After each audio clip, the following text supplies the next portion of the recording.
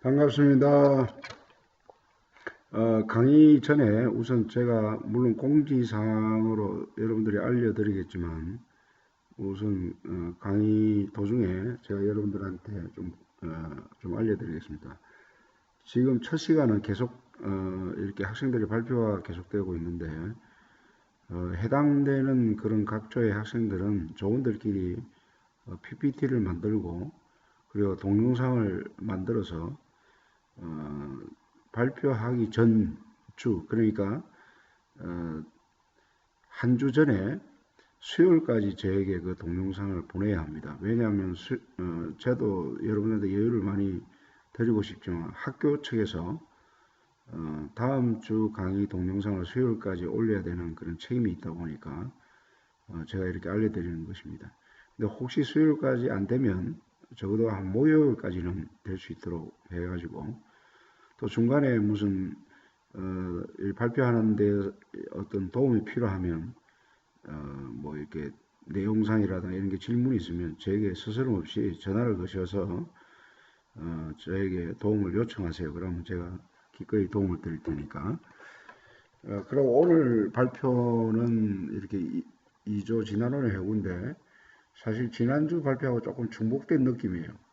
사실 지난주 제가 빅뱅인가 창조인가 자연발생론에서 가제를 내준 것은 이 진화론에 대한 초점보다도 이 빅뱅에 대한 언급을 하면서 이 우주의 기원이 이게 우연인가 창조인가라는 쪽으로 발표를 했으면 하는 그런 바람이었는데 이 제가 전달을 제대로 하지 못한 제 책임도 있죠. 근데 지난주에 보면 주로 이 학생들이 빅뱅보다도 진화론에 대해서 많이 언급을 했어요. 근데 두 번째 오늘 2조 진화론의 허구에 대한 발표 역시도 자칫 잘못하면 반복되는 그런 느낌이 있다 보니까 여러분들이 마음이 좀 그럴 겁니다. 그러나 어떤 면에서 교육이라는 것은 또 반복할 필요가 있어요. 왜냐하면 이 진화론을 한번 듣고 나서 사람들이 그냥 뭐 이게 따지면서 이게 진화론이 잘못됐구나 하고 확실한 어떤 그 확신을 가지고 이게 창조론 쪽으로 확 돌아오고 이게 바뀌어야 되는데 그 한 번 강의 듣고 그냥 이렇게 여전히 변하지 않는 학생들이 참 많아요. 근데 그러지 마시고 오늘도 이 진화론 허구에 대한 과학적인 여러 가지 증거를 통해서 들으시고 제가 이제 교수로서 여러분들이 바라는 것은 진화론은 진짜 잘못된 겁니다. 이거는 과학적으로 문제가 너무 많고 그래서 여러분이 이걸 인정하시면 결국 창조입니다. 창조. 우연히 발생된 게 아니라 결국 창조죠. 창조. 그러면 창조는 결국 하나님을 믿게 되고 자연 발생론은 결국 하나님이 없다니까 무신론에 기초되는 겁니다. 그러면 이게 간단한 문제인 것 같지만 아니에요. 왜냐하면 무신론을 믿게 되면 무신론에 입각한 세계관, 가치관, 인생관으로 되고 창조를 믿게 되면 하나님이 기뻐하시는 그런 세계관, 가치관, 인생관으로 바뀌게 되는 거죠. 이게 여러분 안 바뀌면 제가 뭐 교수를 떠나서 인생을 오래 산 사람으로서 여러분들에게 권면하고 싶은 건 하나님을 떠나서 인생을 살면 여러분들 인생이 피곤합니다. 피곤한 정도가 아니고 나중에 멸망하는 인생을 살게 됩니다. 그러나 하나님을 믿는 사람들은 아무리 어려운 가운데서도 하나님의 도우심을 주고 인도함이 있습니다. 서론이 좀 길었는데 지금부터는 학생들의 발표하는 내용을 잘 듣도록 하겠습니다.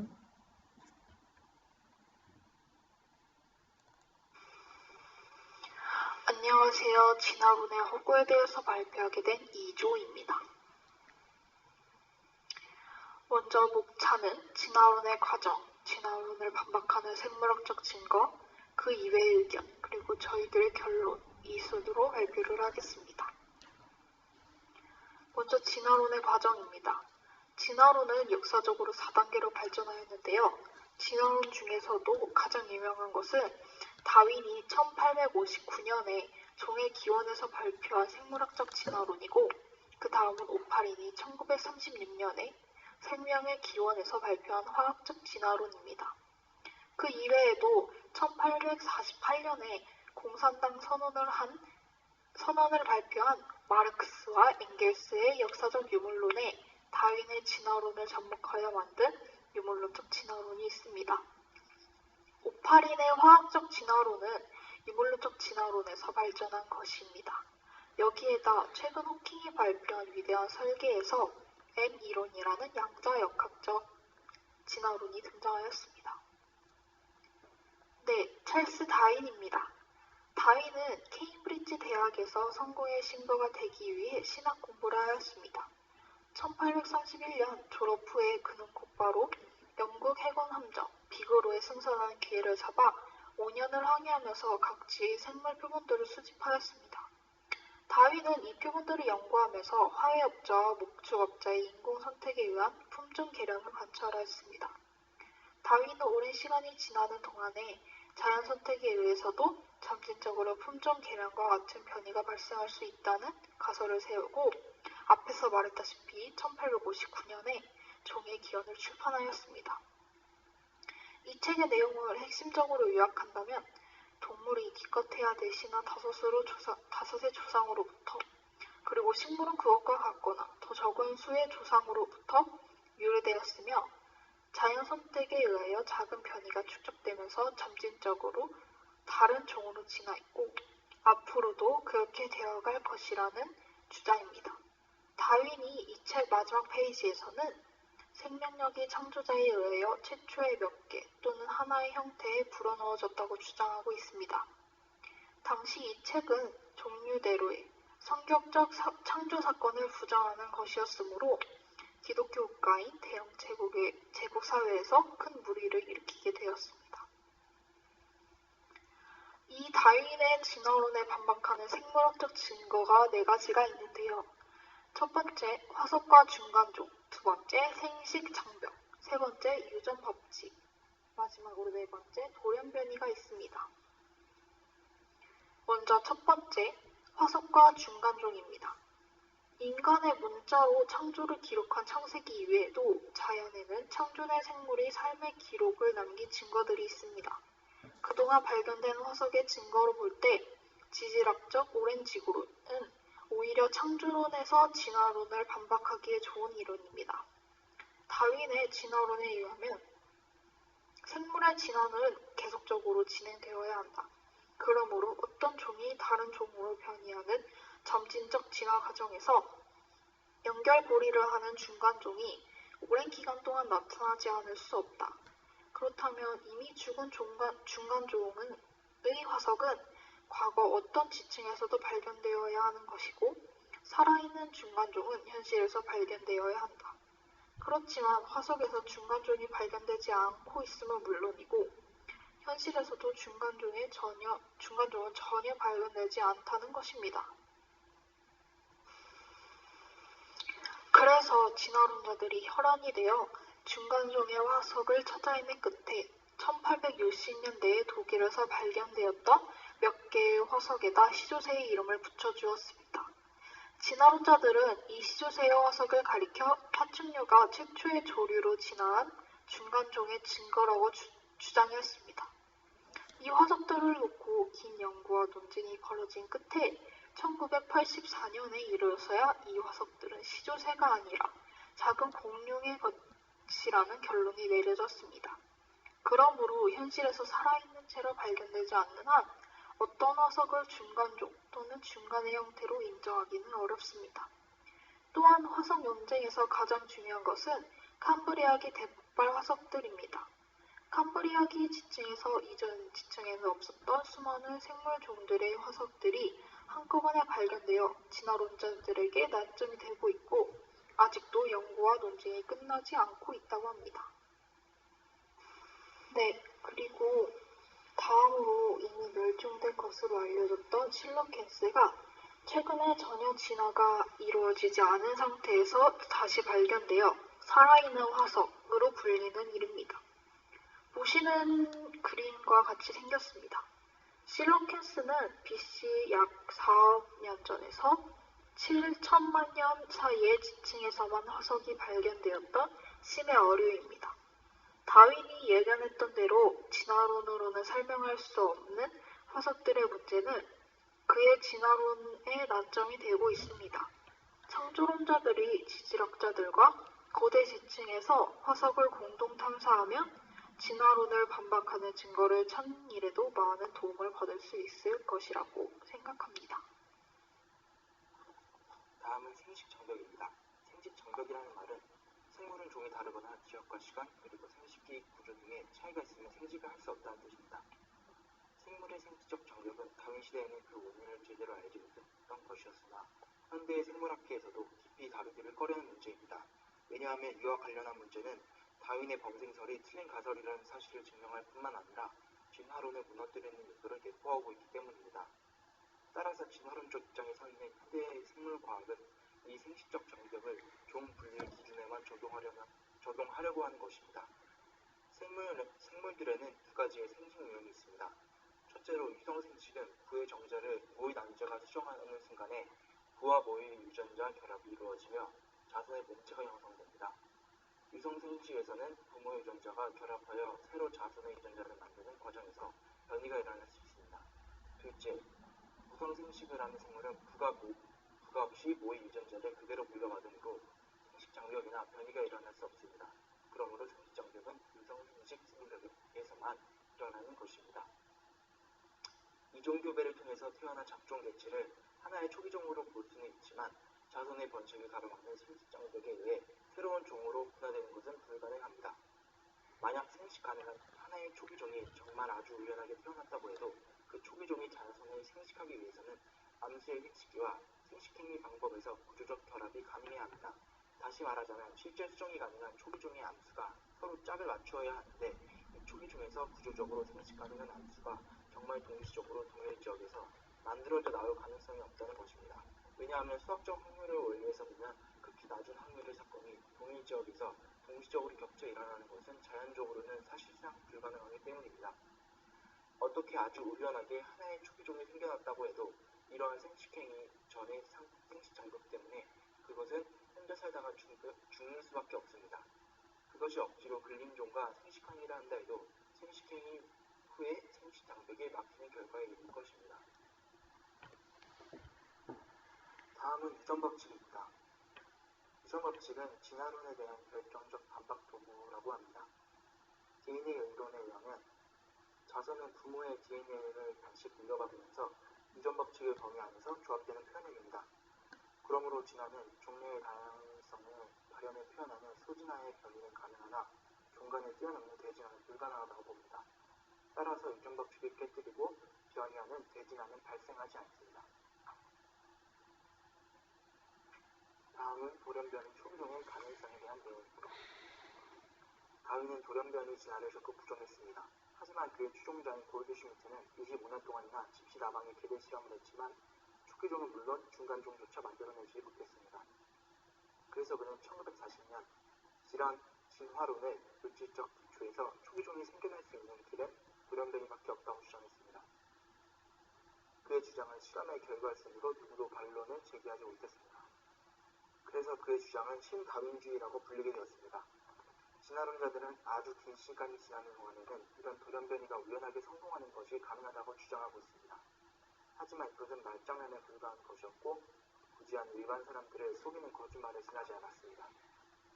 왜냐하면 지구상에는 많은 종이 있었고 지금도 많은 종이 살고 있는데 이것들이 하나 또는 몇 개의 원시 생물에서 돌연변이된 것이라고 한다면 그 많은 종들이 우연하게 돌연변이에 의해 발생한 것이라고 볼 수는 없는 것이었습니다. 만약 종의 진화가 그렇게 쉽게 진행되는 것이라면 오늘날에도 우리는 일상적으로 돌연변이가 일어난 초기종을 쉽게 볼 수 있어야 할 것입니다. 사실 그렇지 않다는 점에서 본다면 신다윈주의의 돌연변이 이론도 허구라는 사실이 드러난 셈입니다. 다음은 그 이외의 의견입니다. 진화론이 결정적으로 잘못된 이론인가를 뒷받침하는 몇 가지 문제점에는 첫째로 자연 발생론이나 고생물질에서 생명체가 발생되었다는 이론입니다. 한마디로 부패한 물질 속에서 유기물질이 자발적으로 우연히 생겨났다는 이론입니다. 이 이론은 1846년 보이스의 파스테르의 실험에 의해서 그 후부선이 완전히 드러났습니다. 파스테르는 반증공 상태에서는 무생물질로부터 어떠한 생명체도 생성되지 않는다는 실험 결과를 발표했습니다. 그래서 오늘날에는 권위 있는 과학자들 중 어떤 사람도 이러한 반론을 제기하지 않습니다. 옛 서사전에도 지금은 인정되지 않는 이론이라고 기록하고 있습니다. 둘째로 진화론이란 오랜 기간에 걸쳐 하등생물이 고등생물로 전이되면서 발전되어 왔다는 가설을 찌개한 학문인데, 이러한 진화론이 가지고 있는 치명적인 문제점의 하나는 한 생물이 다른 생물로 전이되는 중간 과정의 화석이 아직까지 단 하나도 발견되고 있지 않다는 사실입니다. 진화론이 사실이라면 수십억 년 동안 가장 저등한 인기체로부터 인간에 이르기까지 진화 과정을 입증할 수 있는 중간 단계 동물 화석이 발견되어야만 하는데, 지금까지 단 하나의 중간 형태의 화석이 발견되지 않고 있습니다. 이것은 진화론의 과학적 증거는 하나도 없다는 셈이 됩니다. 드브리스의 돌연변에 대해서 얘기해 보겠습니다. 진화의 원인이 돌연변이 있다고 주장하는 학설입니다. 돌연변이 현상을 처음 과학적으로 관찰한 드브리스가 지칭한 이론입니다. 진화론자들은 돌연변이가 실제로 DNA 전달 자체가 변화함으로 진화 메커니즘도 가능하다고 주장합니다. 그러나 한 세기 동안 괄목할 만한 연구가 진행된 결과 많은 유전학자들이 진화에 대한 메커니즘으로서 돌연변이를 포기하였습니다. 그 이유에 이야기해보면, 진화는 크기가 작은 것에서 큰 것으로 변했다는 의미가 아니라 어떠한 생물에게 정보가 추가됨을 말합니다. 그러나 아주 작은 DNA 수준에서도 정보가 추가된 일은 없었습니다. 한 학자는 내가 보았던 어떤 참고 문헌에서도 정보가 추가된 돌연변이가 발견된 적은 전혀 없다.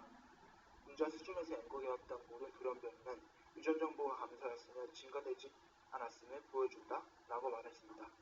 이렇듯 돌연변이는 진화론의 증거가 될 수 없음을 알 수 있습니다. 정리해보자면 돌연변이가 진화론의 증거가 될 수 없는 이유는 크게 두 가지입니다. 첫째, 돌연변이가 보통 새로운 형태로 발견된다는 것. 둘째, 유전 정보가 추가된 돌연변이의 사례가 발견되지 않았다는 것입니다. 다음은 라마르크 용불용설에 관한 내용입니다. 동물이 어떤 기관을 다른 기관보다 더 자주 쓰거나 지속적으로 사용하게 되면 그 기관의 사용 시간에 비례하여 점차 강해지고 발달되면 크기도 커지게 됩니다. 반면 어떤 기관을 오랫동안 사용하지 않으면 그 기관은 점차 약화되고 기능도 쇠퇴하여 결국 사라지게 됩니다. 이것이 라마르크의 용불용설의 핵심입니다. 생명체가 계속 진화되었다는 것은 이와 같은 이론을 바탕으로 한 생명 진화가 이루어졌다고 주장하는 것입니다. 그렇지만 학회에서는 이미 진화론의 중추인 용불용설은 사실이 아닌 것으로 밝혀졌습니다. 그에 대한 근거는 19세기 독일의 진화생물학자인 아우구스트 바이스만이 쥐를 통해서 라마르크의 용불용설이 가능한지 실험을 하였습니다.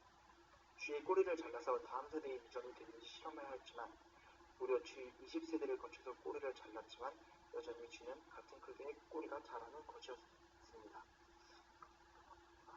결국 용불용설은 이론에 불과한 것이며 사실이 아님을 발견했습니다. 마지막으로 결론에 대해서 이야기해 보겠습니다.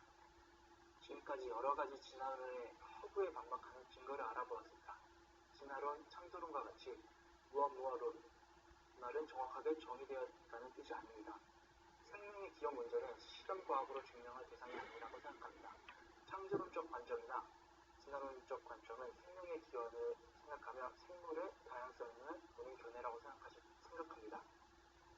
하지만 진화론에 대해 여러 반박할 수 있는 정확한 증거들이 나와있기 때문에 저희들의 의견은 진화론만이 정확하고 과학적인 의견이 아니라고 결론 내릴 수 있습니다. 이상으로 2조의 발표를 마치겠습니다.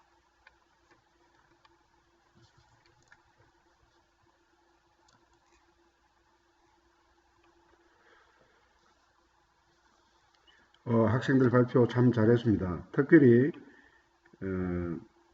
이 내용의 강의를 발표 내용을 제가 들어보니까 상당히 그 내용 자체가 화석과 그 다음에 생식 장벽과 유전 법칙과 돌연변이를 통해서 이런 주제를 통해서 과학적으로 잘못된 것을 이렇게 증거를 잘 했는데, 사실 이 내용이 어떤 내용이냐면 결국 우리가 진화해서 같은 종류에서 같은 종으로 변화되는 것을 소진화라 그러고, 한 종류에서 전혀 다른 종류의 진화를 대진화라 그러는데, 이 대진화가 지금 학생들 발표하는 그 주제들을 통해서 대진화가 절대로 있을 수 없다는 것을 과학적으로 아주 체계적으로 잘 증거를 했습니다. 참 1학년 학생 치고는 제가 볼 때 감탄할 정도로 아주 전문적으로 새롭게 또 진화론이 잘못된 것을 잘 드러냈다고 칭찬하고 싶습니다. 사실 강의 내용이 너무나 시간을 많이 잡았기 때문에 제가 준비한 이 모든 생략하고 간단하게 제가 이것만 강조하고 마치도록 하겠습니다. 뭐냐면 요 몇 가지 중에 특별히 돌연변이는 돌연변이가 설사 일어나더라도 그거는 건강치 못한 기형아라든가 지속적으로 어떤 새로운 종으로 돌연변이 되는 케이스는 거의 없습니다. 그래서 돌연변이를 계속 주장하는 것은 정말로 비과학적이고 비과학적인 그런 억측에 불과한 것입니다. 그리고 요 한 가지를 제가 좀 여러분들에게 좀 강조하고 싶은 것은 그 진화론자 중에 하나의 그 거성이라 할 수 있는 심슨 박사라는 분이 이런 말을 했습니다. 생명의 시작은 오직 생명체 제1 원인에 의해서만 생명될 수 있다. 생명체의 시작이 그러니까 생명의 시작은 오직 생명체의 제1 원인에 의해서만 설명될 수 있다. 진화론자의 거성인 이 심슨 박사가 이런 말을 했죠. 결국 이 말은 무기물에서 생명이 될 수 없다는 것이죠. 근데 이분이 생명체의 시작에 관한 문제는 과학에 미칠 수 없는 그 너머의 것이기 때문에 인간이 그것을 이해할 수 없다. 이런 말까지 했거든요. 아주 심한 말이죠. 근데 여기에 생명의 시작에 관한 문제는 과학에 미칠 수 없는 그 너머의 것. 과학으로 해결되지 않죠.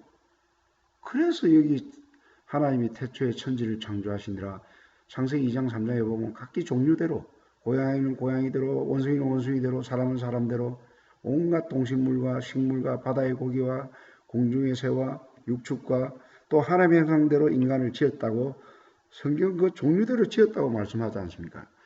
이 진화론자는 이것을 인정하면 모든 게 풀리는데 이것을 절대로 인정하지 않고 결국 무신론적으로 고집을 피우고 있죠. 이게 마지막 결론이 뭐냐면 결국 지금 진화론 허구에 대한 과학 증거를 통해서 자꾸 잘못된 이 이론을 여러분들이 자꾸 듣는데 그러면 그 진화론이 잘못됐다. 그거로 인정하는 그거로 지금 끝마쳐서는 안 됩니다. 왜냐하면 여러분들이 만약에 진화론의 가치를 받아들이면 결국 진화론에 입각한 이 양육강식이라든가 적자생존이라든가 무한경쟁 사실 지금 현대 사회를 지배하고 있는 이 세계관이 바로 가치관이 이겁니다. 양육강식, 적자생존, 무한경쟁. 그래서 항상 1등은 박수받고 조금 처진 사람들은 무시하는 그런 사회 우리가 살고 있지 않습니까? 돈 많은 사람, 권력 있는 사람, 뭔가 강한 자는 인정받고 뒤에 처진 사람들은 무시당하는. 그러나 성경의 가치관은 그게 아니에요. 서로가 서로를 경쟁하는 것이 아니라 서로 섬기고 배려하고 사랑하는 그런 가치관입니다. 내 이웃을 내 몸같이 사랑하라. 또 마음을 다하고 목숨을 다하고 뜻을 다해 하나님을 사랑하라. 이 땅에 수많은 그런 불법과 폭력과 여러 가지 상상할 수도 없는 그런 무시무시한 제약상들이 어떤 면에서 하나님을 떠난 무신론에서 입각한 무자비한 그런 양육강식의 어떤 그런 가치관이 지배하기 때문에 현대를 살아가는 우리가 피곤한 것입니다. 그러나 하나님의 가치관을 받아들일 때 바로 그게 가정이든 단체든 사회든 하나님을 믿는 사람이 많아질수록 그 사회는 천국 같은 곳이 되는 것이죠. 여러분 제가 이렇게 강조하는 것은 항상 둘째 시간에 그 신학을 가르치는데 속히 진화론의 잘못된 걸 인정하시고 단순히 그냥 이념적으로 그냥 머리만 창조론을 인정하는 그것에 머물 것이 아니라 실제로 제가 신학 가르치는 그 내용을 받아들이고 여러분들이 믿음을 가져서 정말 하나님의 은혜를 받고 실제로 그 하나님을 만나는 그러한 역사가 있기를 제가 소원하면서 가르치는 것입니다. 한 학기 지나고 난 다음에 교수님 너무너무 감사합니다. 교수님을 통해서 제가 하나님을 만났습니다. 하나님을 경험했습니다. 새로운 진리를 발견했습니다. 하고 저에게 감사하는 학생들이 참 많습니다. 그런 학생의 대열에 여러분도 속하기를 주의 이름으로 축원드립니다.